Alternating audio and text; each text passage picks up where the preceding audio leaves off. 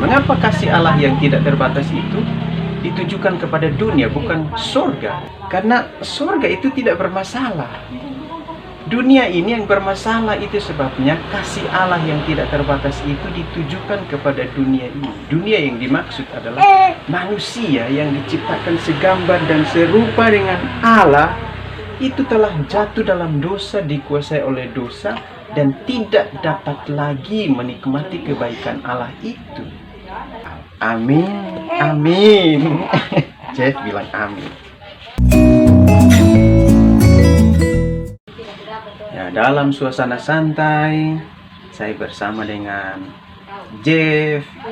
Kami rindu berbagi renungan. Saya ingat satu lagu, seperti Bapak sayang anaknya, demikian juga Tuhan sayang kepada semua orang. Jadi Bapak manusia ini kasihnya atau sayangnya itu terbatas, tapi kasih Tuhan tidak terbatas, karena Dia Allah yang kekal. Nah, kami mau membaca dulu satu ayat di dalam Yohanes pasal 3 ayat yang ke-16. Firman Tuhan, karena begitu besar kasih Allah akan dunia ini, sehingga Ia telah mengaruniakan anaknya yang tunggal, supaya setiap orang yang percaya kepadanya tidak binasa, amin, melainkan beroleh hidup yang kekal. Amin, amin. Jeff bilang amin. Jadi renungan ini berjudul kasih. Kasih. Dikatakan karena begitu besar kasih Allah. Begitu besar. Sebesar apa? Tidak dapat diukur, tidak dapat diselami, karena Allah itu Allah yang tidak terbatas. Kasih Allah itu kasih yang tidak terbatas. Mengapa? Karena bersumber dari Allah yang tidak terbatas.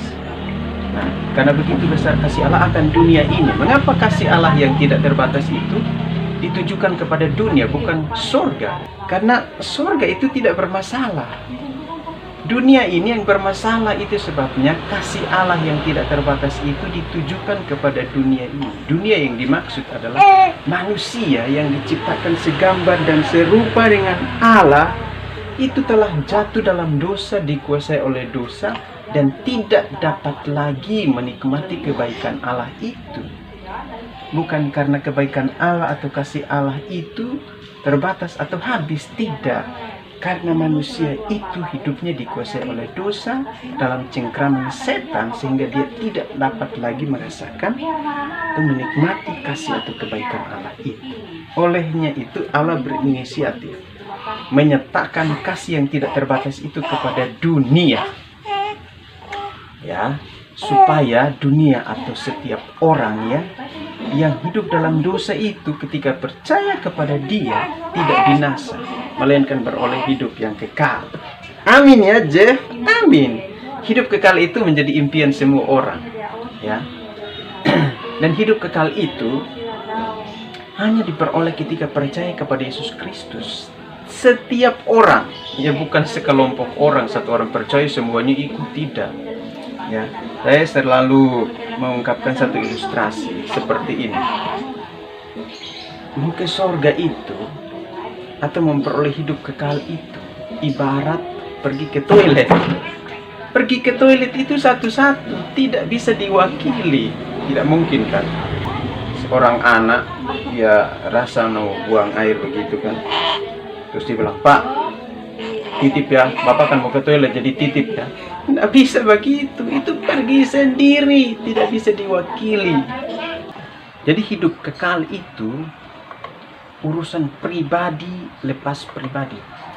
Tiap-tiap orang tidak dapat diwakili. Dikatakan supaya setiap orang yang percaya kepadanya tidak binasa, melainkan beroleh hidup yang kekal. Allah menyatakan kasih-Nya ketika kita masih berdosa, tidak berdaya, tidak dapat berbuat apa-apa. Dia menyatakan kasih-Nya kepada kita, dan kita memperoleh hidup kekal karena kasih Allah yang tidak terbatas itu bagi kita. Terpujilah Tuhan. Amin.